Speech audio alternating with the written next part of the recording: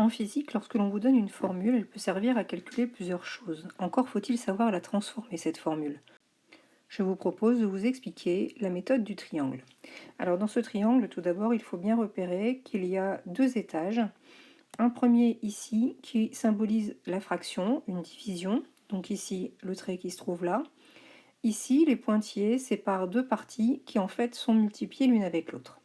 Comment place-t-on les lettres de cette formule à l'intérieur du triangle?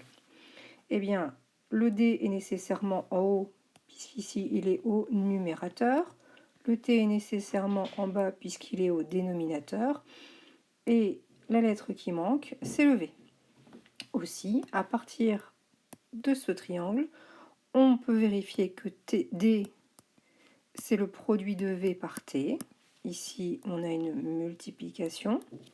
Et enfin, T, ça va être le quotient de D divisé par V. Vous voyez ici que D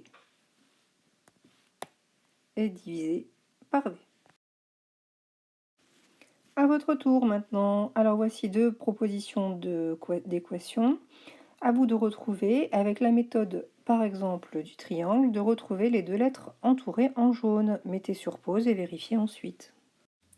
On positionne les lettres dans les triangles. Alors ici on a une multiplication entre A et C, donc A et C vont être haut et bas. Il reste donc la lettre B. Pour la deuxième formule, N et P sont sous forme de fractions, je les mets donc comme ceci. Il reste la lettre M.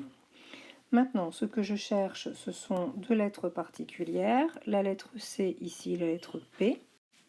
Ici, si j'isole C, il me reste B au numérateur, A au dénominateur. Et si j'isole P, il me reste N au numérateur, M au dénominateur. Voici les deux formules transformées de manière à trouver les lettres manquantes. Vous pouvez aussi vous entraîner sur les exercices autocorrigés. À bientôt!